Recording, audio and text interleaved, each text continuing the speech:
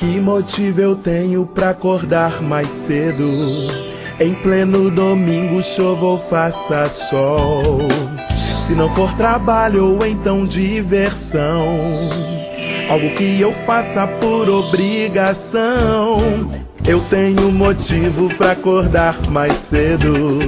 Em pleno domingo, chova ou faça sol.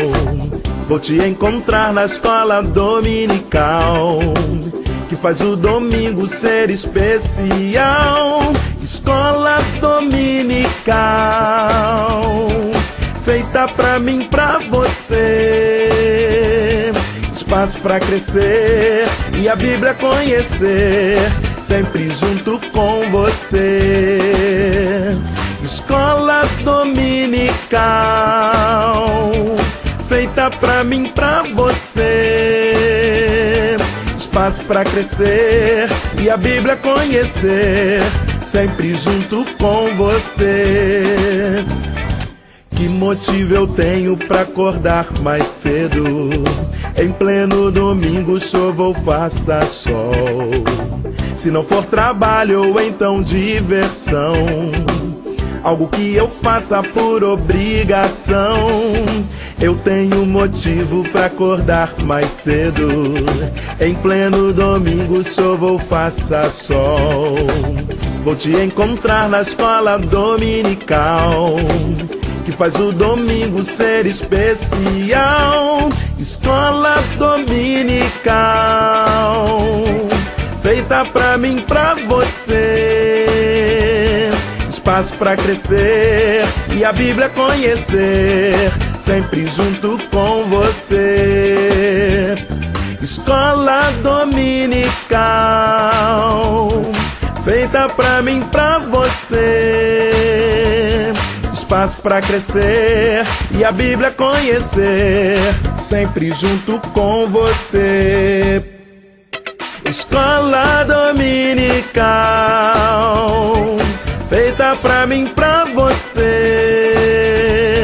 Espaço pra crescer e a Bíblia conhecer, sempre junto com você.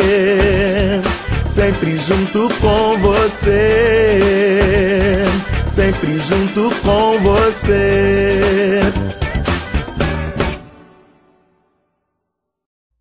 Graça e paz a todos que nos acompanham aqui no canal Palavra Viva e Fiel. Vamos para a nossa sexta lição do trimestre, a saída do Egito e a passagem pelo mar, em Êxodo, capítulos 13 a 15.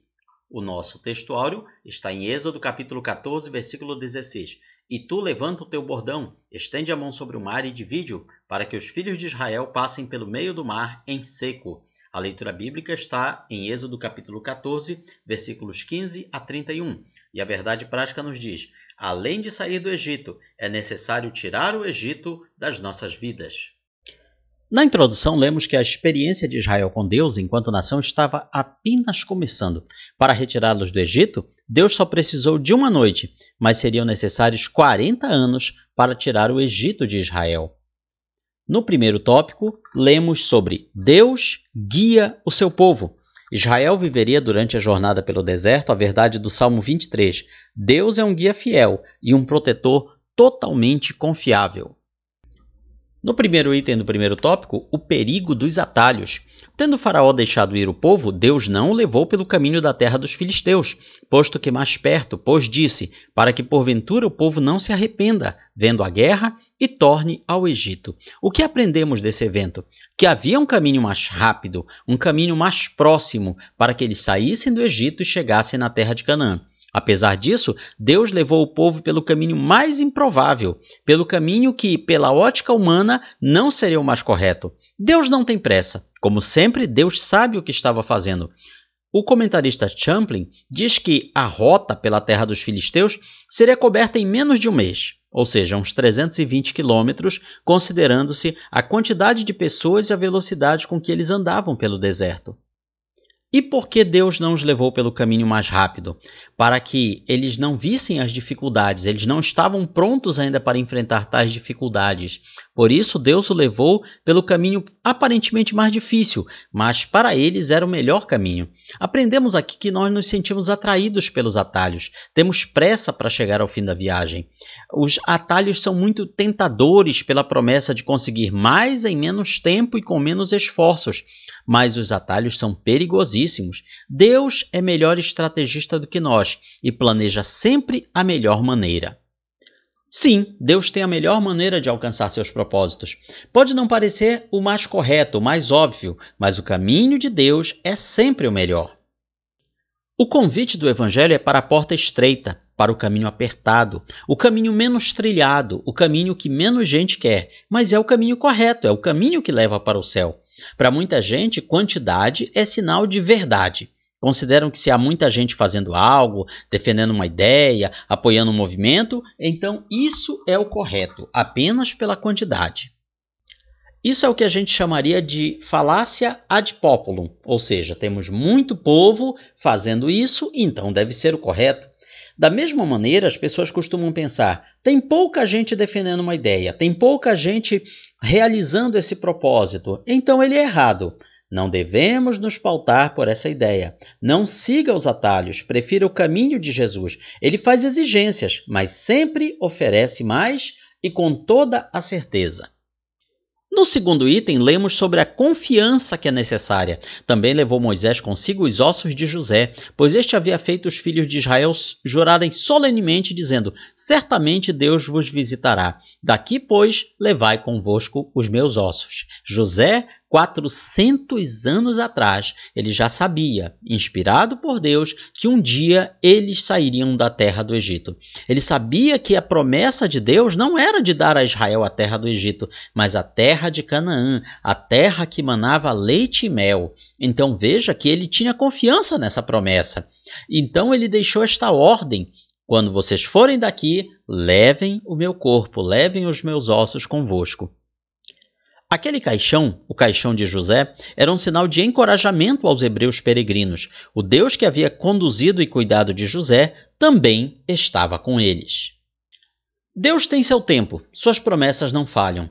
Demorou 400 anos, mas finalmente a promessa de Deus começa a se cumprir. Canaã era uma realidade. Durante os terríveis anos de escravidão e agora durante a peregrinação sinuosa e longa, sempre que a fé diminuísse, eles poderiam olhar para aquele caixote de ossos e saber que ele tinha um destino. Nós temos que chegar em Canaã, porque é lá que deverão repousar os ossos de José. E esse mesmo destino era para todos eles. Deus nunca falha. Pode ser que às vezes não compreendamos o caminho que Deus escolheu, ou até mesmo podemos não concordar. Perguntamos, meu Deus, por que nos fizeste ir por essa direção?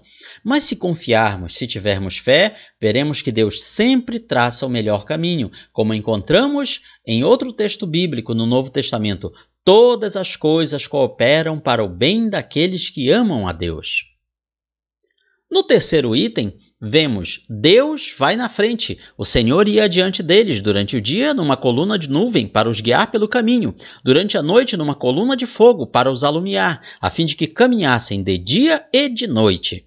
Por que isso? Justamente porque eles tinham pressa, Deus queria tirar o povo do Egito quanto antes. A nuvem era a garantia de que Deus estava com eles. A nuvem era um emblema da presença de Deus. Deus anda junto com seu povo. Ele não apenas mostra o caminho, mas ele vai conosco. Israel era guiado por uma coluna de nuvem durante o dia e por uma coluna de fogo durante a noite. Aquela nuvem se transformava em fogo à noite. A verdade que encerra o livro de Êxodo é: Deus estava presente na nuvem. Era um sinal de que Deus estava com eles e também um guia. Quando a nuvem parava, o povo parava. Quando a nuvem se movia, o povo se movia. Ninguém ousava marchar com a nuvem parada, nem parar com a nuvem em movimento. Isto significaria andar sem Deus, significaria ausência de Deus. E andar sem Deus significava andar sem rumo, andar sem garantia nenhuma de chegar ao destino. A coluna de nuvem também protegia o povo de Deus do sol escaldante do deserto. Diz ainda Êxodo 13:22 que nunca se afastou do povo a coluna de nuvem durante o dia, nem a coluna de fogo durante a noite. Nunca, durante 40 anos. Mas nunca mesmo. Nem naqueles momentos que o povo de Israel murmurava, blasfemava, queria voltar ao Egito. Nem nesses momentos. Veja só como Deus é fiel.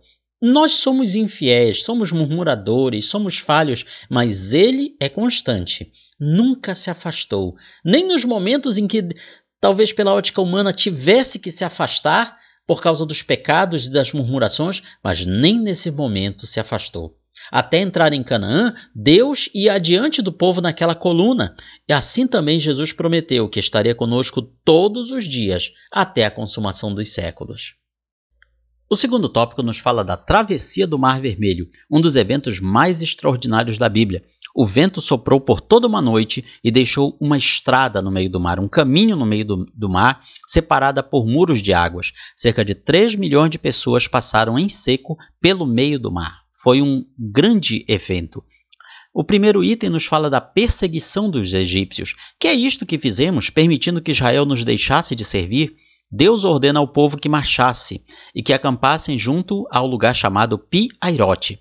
Essa aparente incerteza de trajeto levaria Faraó a acreditar que Israel estava desorientado, sem direção. Tudo não passava de uma estratégia militar. Deus estava atraindo o Faraó e seus exércitos para dar o golpe final no Egito, no poder do Egito. Após desbancar todos os deuses, Deus ainda tinha uma última batalha contra os egípcios, que era contra o seu poderoso exército. O povo egípcio estava marchando afoitamente, de mãos levantadas, de mãos altas, em uma marcha triunfal. Eles achavam que Israel era uma presa fácil, que estavam encurralados, mas sem saber estavam indo para sua própria destruição. Assim como aconteceu nas pragas, Faraó agiu como quer e, ao mesmo tempo, segundo a vontade de Deus. Esta é a maravilha do poder de Deus. Ele deixa as pessoas agirem segundo a sua própria vontade, porém a vontade delas está dentro do plano divino. Veja que eles usaram os seus melhores equipamentos, suas melhores carruagens e guerreiros, carros escolhidos, as suas bigas de combate puxadas pelos cavalos mais poderosos que havia no Egito. Faraó em pessoa estava no comando. Ele estava com a sua mente e coração cauterizado e vinha com força total contra o povo de Deus, até ser tarde demais. O segundo item nos fala sobre o medo de Israel. Chegando Faraó, os filhos de Israel levantaram seus olhos e viram que os egípcios vinham atrás deles e temeram muito. Então os filhos de Israel clamaram ao Senhor. Eles devem ter percebido a poeira, o barulho do exército e tiveram medo. Isso porque, apesar de serem um quantitativo muito grande de pessoas, mas eles não tinham armas poderosas, eles não tinham experiência de combate, eles eram apenas escravos que haviam acabado de sair da escravidão. Eles não tinham táticas militares, eles não tinham organização, eles não tinham nada disso, enquanto que o grupamento egípcio tinha todas as fichas em suas mãos. Por isso eles tinham medo. É normal sentir medo. O problema é quando nos deixamos dominar pelo medo. Um dos mandamentos mais repetidos nas Escrituras é justamente: não temas, não tenha medo. Faraó já havia sido envergonhado por 10 vezes. E, às vezes, nós temos medo também, principalmente quando estamos num beco sem saída, como o povo de Israel estava. Dos lados, montanhas. À frente, o mar. Não havia uma outra saída. Mas quando acabam os recursos humanos, os de Deus estão ao nosso alcance. Quando uma solução ordinária não é possível, Deus é poderoso para nos dar uma solução extraordinária e milagrosa. As situações extremas servem para revelar ao mesmo tempo o poder de Deus e revelam também o nosso coração. O povo estava perdendo a fé e queria voltar ao Egito. Moisés não. Moisés teve uma atitude totalmente diferente. Como nós estamos? Estamos como o povo, perdendo a fé e queremos se render, voltar ao Egito, ou queremos enfrentar o problema? Deus peleja por Israel, está no item 3. O Senhor pelejará por vós e vós vos calareis, disse Moisés ao povo. O nome divino que ele fala aqui, na verdade, é o tetragrama sagrado, Yahvé, ou Jeová, em algumas traduções. Em alguns momentos da nossa vida, há situações que nada resolve, só o agir de Deus. Aqui não houve interferência de ninguém. Deus, em pessoa, pelejou por seu povo. Os egípcios percebem que a luta era desigual. O que estava acontecendo era fora da esfera natural, da esfera comum. No futuro, Deus lutará através do povo de Israel, mas aqui não. Nessa batalha, Deus agirá por eles e nenhuma arma humana será usada. Eles não teriam que usar espadas, flechas, lanças, escudos. A única coisa que eles deveriam fazer era seguir em frente, era marchar. Estavam clamando, o que era bom, mas agora tinham que agir. Aprendemos então que na vida do crente, a ação é mais importante do que a oração em alguns momentos. Talvez porque a resposta da oração já foi dada, mas na nossa miopia espiritual não enxergamos. Há momento de orar e há momento de agir. Deus faz soprar um vento oriental. Abre o mar e Israel passa a pé enxuto, sem problemas com lama, com água, com atoleiros. Eles simplesmente vão andando e marchando enquanto Deus segura as paredes de águas. Um milagre grandioso.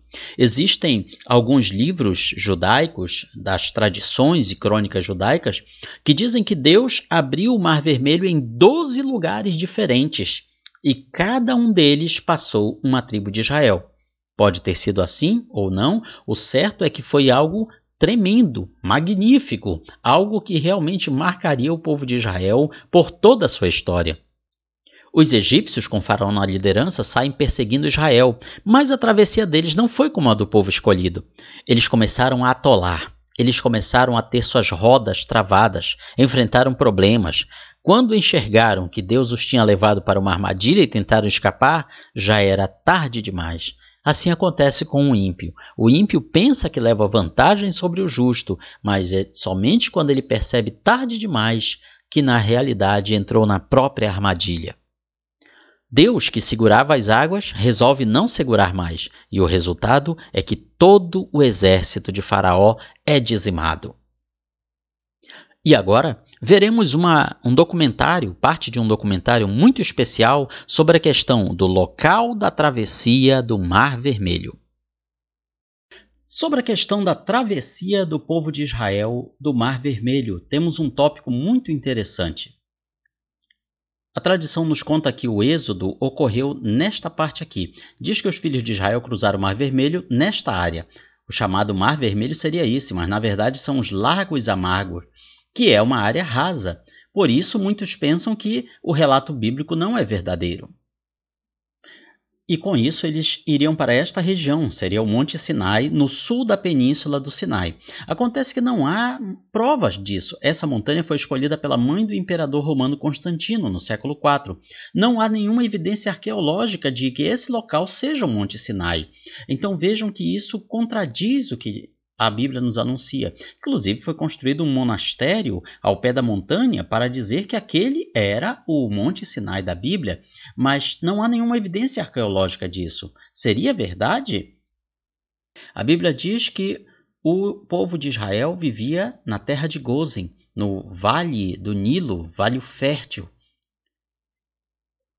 Esta região era onde viviam os filhos de Israel, próximo do delta do Nilo, uma região muito fértil, muito cheia de vida.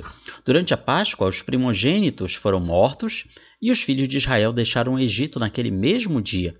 Partiram os filhos de Israel de Ramsés para Sucote, e depois de 430 anos, todas as hostes, exércitos do Senhor saíram da terra do Egito. Então, aqui neste mapa podemos ver a sua partida, os locais mencionados na Bíblia, Ramsés e Sucote. Veja que não coincidem com os locais que normalmente se atribui para a travessia do Mar Vermelho. Deus fez o povo rodear pelo caminho do deserto perto do Mar Vermelho, lemos em Êxodo 13:18. O caminho do deserto é o que nos chama atualmente de Península do Sinai, rodeado pelos dois lados pelo Mar Vermelho. Portanto, aqui marcado neste mapa, nós temos o caminho que realmente o povo de Israel deve ter tomado após a saída do Egito. À noite era a coluna de fogo e de dia a coluna de nuvem. Portanto, este deve ter sido o caminho traçado pelo povo de Israel, marcado aqui nesses pontos brancos. Normalmente, na maioria das Bíblias, nós encontramos um trajeto como se viesse descendo a península do Sinai até aqui, como se eles atravessassem o Mar Vermelho nesta região e viessem por aqui até o Monte Sinai, ou o que se acredita ser o Monte Sinai. Mas na realidade o que deve ter acontecido é eles traçarem este outro caminho com esses pontilhados brancos e parado aqui. Então, na realidade, a travessia do Mar Vermelho, que é mencionada na Bíblia, não teria ocorrido aqui nesta parte, mas sim nesta outra, o que estaria mais de acordo com o relato da Bíblia. Hoje essa região é chamada de Golfo de Acaba, mas na época de Moisés era Mar Vermelho. Inclusive, é a região onde o rei Salomão construiu uma frota de navios. Portanto, esta deve ter sido a região onde o povo de Israel atravessou o Mar Vermelho. Isso sim está de acordo com o relato bíblico. Foi neste local que Deus demonstrou seu grande poder e cuidado pelos israelitas. Este sim deve ter sido o verdadeiro local onde o povo de Israel atravessou, a praia do Golfo de Acaba, o local onde as forças da escuridão pareciam triunfar, mas Deus estava no controle. Do outro lado do Golfo está a montanha sagrada. A Bíblia diz que o povo de Israel acampou entre Migdol e o mar. Migdol não é uma cidade, é uma fortaleza. Migdol era como os egípcios chamavam as suas fortalezas. Aqui nós vemos as ruínas deste local, desta Migdol, desta fortaleza. Era uma espécie de quartel fortificado. Sua localização está precisamente na faixa próxima onde a Bíblia diz que deveria estar, de forma a controlar o fluxo de viajantes. Inclusive, esta fortaleza está recebendo uma camada que vai preservá-la da destruição. Portanto, este deve ter sido próximo ao local onde o povo de Israel atravessou o Mar Vermelho, de acordo com o relato bíblico. O local Piairot também é mencionado como parte da travessia. Piairot quer dizer simplesmente um cânion. À medida que os filhos de Israel em direção à praia, eles tinham que atravessar este cânion, próximo de Migdol. Eles estavam desorientados da terra, o deserto os encerrou. Aqui uma vista aérea do local nos mostra o cânion, ou passagem estreita, por onde o povo de Israel deve ter ido. Então o anjo de Deus, que ia diante do exército de Israel, se retirou e passou para trás deles. A coluna de nuvem ficou entre o campo dos egípcios e o campo de Israel. A nuvem era escuridão para os egípcios, mas era coluna de fogo para o povo de Israel.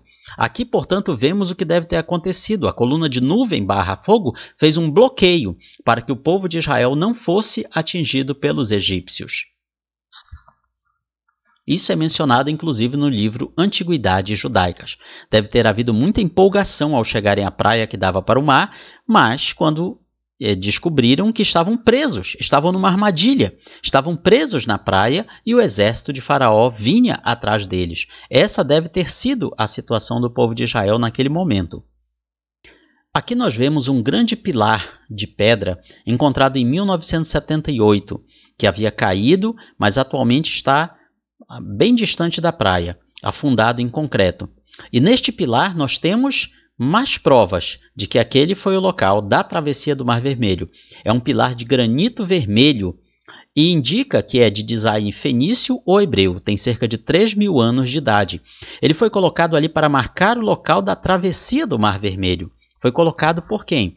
Provavelmente pelos próprios israelitas. É um pilar que é mencionado na Bíblia em Isaías capítulo 19, versículo 19. Aqui nós vemos a localização deste pilar de granito vermelho que marca o local onde o povo de Israel realmente atravessou esse mar. No pilar estavam escritas palavras como Faraó, Egito, Moisés, morte, Jeová, Salomão, Edom. Portanto, esse pilar deve ter sido erigido na época do rei Salomão para mostrar o local exato onde o povo de Israel atravessou. As inscrições foram removidas porque os egípcios ficaram chocados pelo testemunho que havia sido dado ali. Através do Google Earth podemos ver esse local com muita clareza e vemos como é um uso empolgante da tecnologia para confirmar aquilo que a Bíblia diz. E o pilar continua lá até hoje, tendo restos de inscrições que juntam o relato bíblico a esse fato histórico. Mais uma prova de que esse é o local correto da travessia do Mar Vermelho.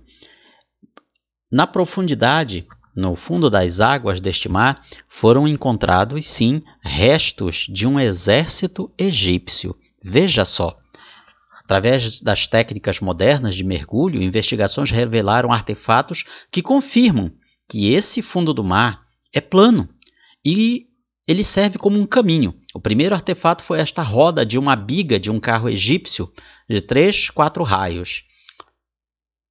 Vemos ainda que é um sinal de que a estrutura foi fabricada por mãos humanas. O Senhor, na coluna de fogo e nuvem, viu o acampamento dos egípcios e emperrou-lhes as rodas dos carros. Esses eram os carros de batalha egípcios. Aquela roda que foi mostrada, ela é parte deste artefato que era utilizado nas batalhas pelos egípcios. Aqui vemos a reconstrução de uma delas.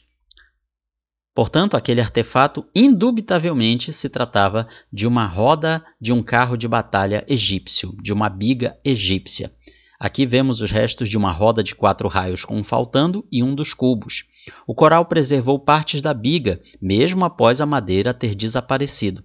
Aqui vemos outra roda de carro egípcio, também com 6 raios e um cubo no centro. O coral cresceu em volta do artefato e preservou a estrutura. Portanto, indubitavelmente ali foi o local onde o exército de Faraó foi afogado no mar. Aqui pode ter sido a cabine de uma dessas bigas, como vemos aqui nesta reconstrução. Além disso, foram encontradas também espadas egípcias, as famosas kopesh. Restos de cavalos também foram encontrados, como esta pata, esta ferradura de cavalo, que não existem no local. Restos humanos também foram encontrados neste local, como este fêmur. A construção óssea foi confirmada em laboratório. Outros ossos também foram encontrados. Portanto, nós temos todos os elementos que mostram que um grupamento de batalha egípcio esteve neste local. Aqui vemos uma outra roda de biga sustentada por seu eixo, numa filmagem feita em 1978. Aqui outra roda, desta vez com 8 raios, que foram usadas somente durante a 18ª dinastia, a época do Êxodo. Mas, acima de tudo, temos este folheado a ouro que foi deixado para trás por uma roda de 8 raios. A Bíblia nos conta que os egípcios tinham 600 carros de batalha, bigas, ou seja, escolhidos, eram a elite, eram os carros de batalha mais avançados que o Egito tinha naquela época do Êxodo. Portanto, aqui nós temos uma prova cabal de que realmente esse foi o local em que o povo de Israel atravessou o Mar Vermelho. No terceiro e último tópico, Cântico e Água Doce, Êxodo capítulo 15. Parte do hino da vitória, cantado por Israel após a travessia, é: Ó Senhor, quem é tu? Quem é como tu entre os deuses? Quem é como tu, glorificado em santidade, terrível em feitos gloriosos, que operas maravilhas? Ao todo, nós temos 3 cânticos atribuídos a Moisés no Antigo Testamento. Este, de Êxodo 15, o de Deuteronômio 31 e o Salmo 90. A melhor resposta que podemos dar diante dos atos e do caráter santo de Deus é louvá-lo, engrandecê-lo, enaltecê-lo. Deus é mencionado cerca de 10 vezes neste hino. Tudo o que aconteceu, do início ao fim, foi obra de Deus. Ninguém faz o que ele quer, ninguém faz o que ele faz, ninguém é como ele. No final, Miriam, irmã de Moisés, e um coral de mulheres se juntaram a Moisés neste cântico, com pandeiros, com danças, repetindo as primeiras palavras do cântico. Cantar e adorar quando desfrutamos de bênçãos e livramentos é fácil. Mas será que esse cântico continuará quando vierem as provações? É preciso estar alerta, tanto antes da batalha quanto depois da vitória. No segundo item, nós vemos o perigo da murmuração. Após aquele grande livramento, o povo agora murmura: cadê a água, Moisés? O que havemos de beber? As murmurações começaram quase em seguida depois dos livramentos. Vemos que demorou apenas 3 dias para voltar a reclamar o povo de Israel. 72 horas. Esse foi o prazo de duração da fé deles. Poucas coisas são tão prejudiciais à nossa fé quanto a murmuração. Murmuramos, reclamamos, xingamos, achamos que Deus não está vendo, que Deus não está cuidando. Facilmente veremos como as murmurações do povo de Israel se tornaram um tema constante. Por várias vezes, nos livros de Êxodo, Números e em outros também, nós observamos a murmuração do povo de Israel. Devemos tomar muito cuidado para que a murmuração não se torne algo constante na nossa vida. Ao olharmos para as maravilhas divinas operadas entre o povo de Israel, nos admiramos como a fé deles pôde acabar tão rapidamente. Como, apesar de tudo que Deus tinha feito, eles ainda tinham condição para duvidar do que Deus era capaz de fazer por eles. Mas se nós formos honestos e sondarmos o nosso próprio coração, veremos que não somos tão diferentes quanto o povo de Israel naquele momento. Infelizmente, o comportamento murmurador de Israel se tornou um padrão decepcionante, virou uma rotina. Quando tudo estava indo bem, o povo obedecia e cantava. Mas quando surgia algum problema, algum desconforto, em vez de clamarem a Deus, eles clamavam. De que forma? Eles reclamavam. Veja só que contraste. Em vez de clamar para Moisés e para o Senhor, eles reclamavam, pedindo para voltar ao Egito. Como é fácil esquecer os benefícios que Deus nos dá. Devemos ter sempre na nossa mente, no nosso coração, na nossa boca, o que o salmista escreveu: bendize, ó minha alma, ao Senhor, e não te esqueças de nenhum dos seus benefícios. Ou, como diz a letra de um dos nossos corinhos: conta as bênçãos, conta quantas são, recebidas da divina mão. Uma a uma, dize-as de uma vez, hás de ver surpreso quanto Deus já fez. Isso nos livrará da murmuração. Quando as coisas não acontecem como esperamos, quando sofremos decepções em nossas expectativas, de que jeito nós estamos agindo? Será que não estamos caindo no mesmo erro do povo de Israel? No terceiro item, vemos que Deus traz a solução para o problema. Moisés clamou ao Senhor e Deus lhe mostrou uma árvore. Moisés lançou aquela árvore nas águas, e as águas amargas que estavam naquele local, chamado Mara, se tornaram milagrosamente doces. Ali, Deus lhes entregou estatutos e uma ordenação, ou seja, ele já começou a trazer um pouco da sua lei ao povo. Ali Deus os provou, ali Deus os testou. Claro que falta de água é uma coisa terrível, principalmente no deserto. Por isso, aquele local chamado Mara foi o lugar onde Deus provou Israel. Pela primeira vez em Êxodo e a segunda vez desde Gênesis 22, Deus testa alguém, Deus põe à prova alguém. Alguém pode pensar, mas para que Deus nos prova? Ele já não conhece o resultado? Sim, ele sabe o que iremos fazer. A provação, porém, não é para que Deus saiba de nós, é para que nós saibamos nossos limites, nossas falhas e entendamos que precisamos nos aperfeiçoar mais na presença de Deus. Nenhuma provação é agradável, mas é necessária, pois nos amadurece. Lutas, dificuldades, reveses fazem parte do processo de Deus para nos santificar, para nos levar a estarmos mais íntimos dele. Ninguém é provado e fica do mesmo jeito. Infelizmente, muitos são provados e acabam reprovados. O local onde eles estavam se chamava Mara, em hebraico. Significa literalmente amargo. É um poço de água não potável. Até hoje esse lugar existe, sendo inclusive rota dos turistas que passam por aquela região.